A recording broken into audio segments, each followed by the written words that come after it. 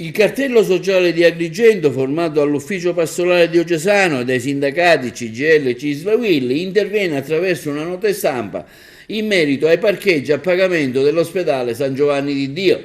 I rappresentanti del cartello sociale affermano come un silenzio assordante da parte degli uffici competenti dell'ASP di Agrigento si contrappone alle diverse prese di posizione che manifestano stupore e contrarietà all'ipotesi di istituire aree di parcheggio a pagamento per chi si reca a San Giovanni di Dio.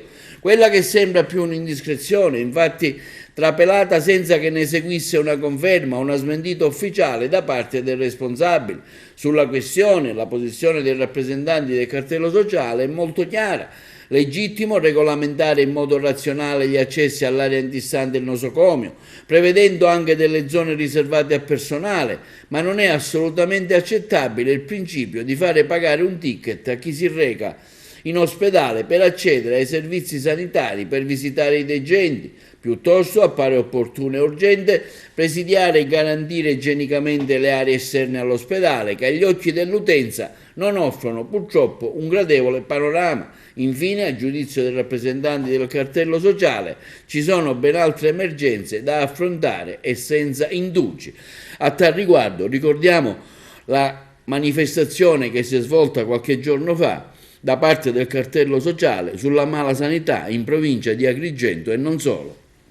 E intanto, come novità, arriva una lettera inviata al commissario straordinario dell'ASP Agrigento, al dottor Mario Zappia, tramite PEC. Il cartello sociale di Agrigento chiede la revoca dell'avviso esplorativo per l'eventuale concessione del servizio per la gestione delle aree dedicate al parcheggio dell'ospedale San Giovanni di Dio di Agrigento. Il testo della lettera afferma come, a nome del cartello sociale della provincia, i componenti Don Mario Solci, Alfonso Buscemi, Emanuele Gallo, Gero Acquisto, Salvatore Pezzino chiedono la revoca e il conseguente immediato ritiro dell'avviso richiamato in oggetto. Le reazioni di questi giorni di estrema contrarietà all'ipotesi di far pagare un ticket a chi si reca nella struttura ospedaliera ci conforta nell'avanzare una richiesta che ragionevolmente si oppone all'idea di utilizzare un luogo di sofferenza e di cura per fare cassa.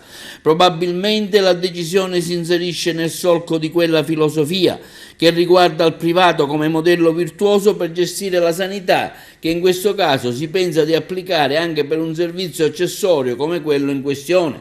Va ricordato, continua la nota del cartello sociale, a chi immagina soluzioni di questo tipo, che chi è costretto a frequentare il San Giovanni di Dio non lo fa per motivi turistici ovviamente, ma per necessità che comportano già un prezzo molto alto di preoccupazione, se non di dolore. Aggiungere anche un balzello economico sarebbe decisamente fuori luogo e contrario a ogni principio etico. Per il resto, la regolamentazione delle aree limitrofe al presidio ospedaliero va vista con favore anche al fine di curare meglio questi spazi e ordinare più razionalmente il posteggio delle auto, dei dipendenti e dei visitatori.